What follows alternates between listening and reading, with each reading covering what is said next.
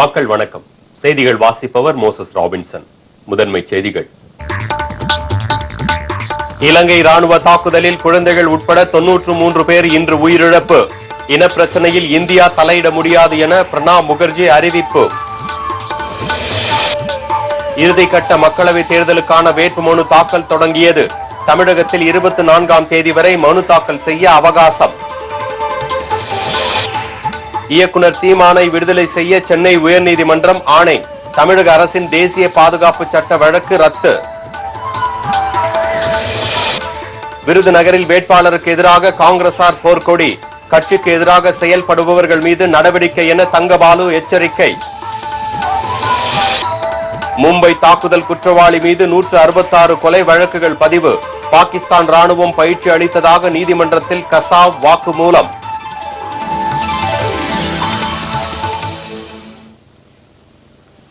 விரிவான செய்திகள்.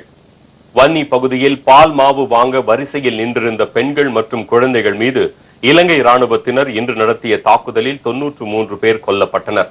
ஆனால் இலங்கை பிரச்சனையில் நடுவராக தலையிட முடியாது என்றும் இந்திய அரசு தற்போது கொண்டுள்ள நிலைப்பாடு தெளிவானது என்றும் வெளியுறவுத்துறை அமைச்சர் பிரணாப் முகர்ஜி தெரிவித்துள்ளார்.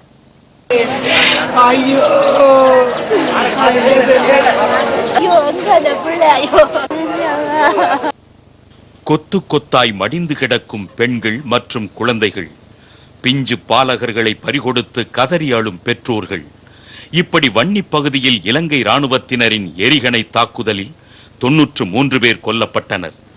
ஒருவேளை மட்டுமே உணவு உண்டு பயத்தில் பதறி கிடக்கும் இந்த அப்பாவி தமிழ் மக்கள் இன்று அதிகாலை பால் மாவு வாங்குவதற்காக வரிசையில் நின்றிருந்தனர்.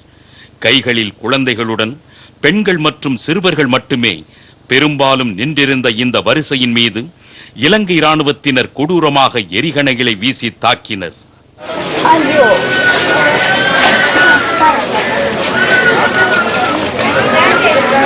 அம்மா உள்ட இருந்தவா எங்களோட இருந்துட்டு வெளியே வரும்போது செயல்பட்டேன். அந்த சத்தம் எங்களுக்கு வீட்டுக்கு மேலதான் விழுந்தது. விழுந்த இடத்துல வாசல்லே 2 பேர் வாசலுக்கே செத்துக்கிறாங்க. இவருக்கு காயப்பட்டது தெரியா. இவர் பிள்ளைய கொண்டு வங்கர் போடி வரைக்காங்க. எனக்கு ரத்தம் ஊத்துனது. ஐயோ எனக்கு காயம். ரெண்டு நிலையில இன்றைக்கு வருகணையால் இன்றைக்கு நூற்றுக்கணக்கான மக்களை கொண்டும் எத்தனையோக்கான சிறுவர்களையும் கொண்டு குவிச்சு இந்த பால்மாக பசிக்க போன பிள்ளைகளை வந்து இன்றைக்கு சொல்லாங்க அரசாங்கம். அதே நேரத்தில் கொல்கத்தாவில் இன்று செய்தியாளர்களிடம் பேசிய பிரணாப் முகர்ஜி கடந்த 13ஆம் தேதி ராஜபக்சே அறிவித்து முடிந்து போன போர் நிறுத்தத்திற்கு திடீரென வரவேற்பு தெரிவித்துள்ளார். மேலும் இலங்கை தமிழர்களின் நிலை மிகவும் கவலை அளிப்பதாகவும் அவர் கூறினார்.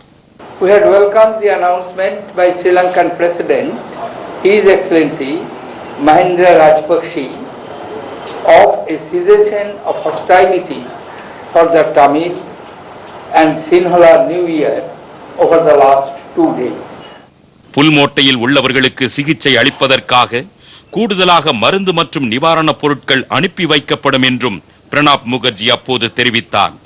இந்த புல்மோட்டை மருத்துவ முகாமில்தான் இலங்கை போர் முனையில் காயமடைந்த இந்திய ராணுவ வீரர்களுக்கு சிகிச்சை அளிக்கப்படுவதாக தகவல் வெளியானது குறிப்பிடத்தக்கது. தமிழகம் மற்றும் புதுச்சேரியில் மக்களவை தேர்தலுக்கான வேட்புமனு தாக்கல் இன்று தொடங்கியது. 15வது நாடாளுமன்ற தேர்தலுக்கான வாக்குப்பதிவு 5 கட்டங்களாக நடைபெறுகிறது. இதில் 17 மாநிலங்களில் உள்ள 124 தொகுதிகளுக்கான தேர்தல் நேற்று நடைபெற்றது. இந்நிலையில் 5வது மற்றும் இறுதிக்கட்ட தேர்தல் நடைபெறவுள்ள 86 தொகுதிகளுக்கு இன்று வேட்புமனு தாக்கல் தொடங்கியது. தமிழகம் மற்றும் புதுச்சேரியில் உள்ள 40 தொகுதிகளும் இதில் அடங்கும். இந்த தேர்தலில் போட்டியிட விரும்புபவர்கள் தங்களது தொகுதி தேர்தல் அதிகாரியிடம் காலை 11 மணி முதல் பிற்பகல் 3 மணி வரை மனு தாக்கல் செய்யலாம் என்று தேர்தல் ஆணையம் அறிவித்துள்ளது. இந்த எலெக்ஷன் ப்ராசஸ் ஸ்டார்ட் ஆயிடுச்சு. இன்னைக்கு 11 மணிலிருந்து 17ஆம் தேதி 3 மணி வரை up to 24th accept national public holiday, that is accept 19th நம்ம நாமினேஷன் வாங்கிடுவோம். தென் சென்னை, பொள்ளாச்சி, ஈரோடு, கன்னியாகுமரி, மதுரை, கிருஷ்ணகிரி, ஸ்ரீபெரும்புதூர் உள்ளிட்ட தொகுதிகளுக்கு தனி வேட்பாளர்கள் சிலர் மனு தாக்கல் செய்தனர். வரும் 24ஆம் தேதி வரை வேட்புமனு தாக்கல் செய்யலாம் என்றும் மனுக்களை திரும்ப பெற 27ஆம் தேதி கடைசி நாள் என்றும் தேர்தல் ஆணையம் அறிவித்துள்ளது. அன்றே வேட்பாளர் இறுதி பட்டியல் வெளியிடப்படும். தேசிய பாதுகாப்பு சட்டத்தின் கீழ் சிறையில் அடைக்கப்பட்டுள்ள இயக்குனர் சீமானை விடுதலை செய்யும்படி உயர்நீதிமன்றம் ஆணையிட்டுள்ளது. நெல்லையில் நடைபெற்ற வழக்குரைஞர்கள் ஆர்ப்பாட்டத்தில் நாட்டின் இறையாண்மைக்கு எதிராக பேசியதாக இயக்குனர் சீமானை தேசிய பாதுகாப்பு சட்டத்தின் கீழ் தமிழக அரசு கைது செய்தது. இதற்கு எதிர்ப்பு தெரிவித்து அவரது சகோதரர் ஜேம்ஸ் பீட்டர் தொடர்ந்த வழக்கு உயர்நீதிமன்றத்தில் விசாரணைக்கு வந்தது. அப்போது சீமான் மீதான தேசிய பாதுகாப்பு சட்டத்தை ரத்து செய்து உயர்நீதிமன்றம் ஆணையிட்டது. அவர் பேசுனது செய்தாருன்னு சொன்னா, ஜனங்கள் தூண்டப்பட்டு அதனால குற்றங்கள் செய்வார்கள் சொன்னா, ஏதாவது ஒரு கடுகளவு சாட்சியம் அது மாதிரி இருக்கவில்லை அப்படின்னு சொல்லி நம்ம சொல்றோம். அது ஏற்றுக்கொள்ளப்பட்டது. அதனால அதை விட்டுட்டு இந்த கேஸில் இருக்கிற வச்சது தப்புன்னு சொல்லி அவரை விடுதலை செய்யறாங்க. எனினும் புதுச்சேரியில் பேசியது தொடர்பாக அம்மாநில அரசும் சீமானை கைது செய்துள்ளதால் அவர் விடுதலையாவதில் தாமதமாகும் என தெரிகிறது. இயக்குனர் சீமான் மீதான தேசிய பாதுகாப்பு சட்டம் ரத்து செய்யப்பட்டதை அடுத்து தஞ்சை, தூத்துக்குடி உட்பட பல இடங்களில் வழக்குரைஞர்கள் பட்டாசு வெடித்தும் இனிப்புகள் வழங்கியும் கொண்டாடினர். மக்களவை தேர்தலில் கட்சி தலைமை அறிவித்துள்ள வேட்பாளர்களுக்கு எதிராக செயல்படும் காங்கிரசார் மீது கடும் நடவடிக்கை எடுக்கப்படும் என தமிழக காங்கிரஸ் கட்சி தலைவர் KV தங்கபாலு எச்சரித்துள்ளார்.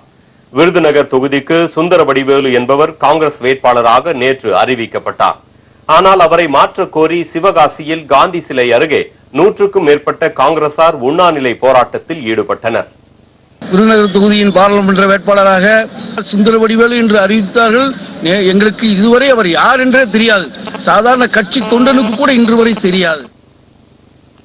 ஆனால் கட்சி அறிவித்துள்ள வேட்பாளர்களுக்கு எதிராக செயல்படுவோர் மீது கடும் நடவடிக்கை எடுக்கப்படும் என தமிழக காங்கிரஸ் தலைவர் KV தங்கபாலு சென்னையில் இன்று எச்சரிக்கை விடுத்தார். காங்கிரஸ் தலைவர் அன்னை சோனியா காந்திக்கு யாரை தேர்ந்தெடுக்க வேண்டும் என்று தெரியும். கட்சி தலைமை என்ன உத்தரவிடுகிறதோ அது எங்களுக்கு சட்டம். யாரும் காங்கிரஸ் கட்சிக்கு விரோதமாக நடக்க மாட்டார்கள்.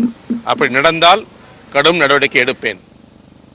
காங்கிரஸ் கட்சியின் சார்பில் காஞ்சிபுரம் மக்களவை தொகுதியில் போட்டியிடும் வேட்பாளர் நாளைக்குள் அறிவிக்கப்படுவார் என்றும் தங்கபாலு தெரிவித்தார்.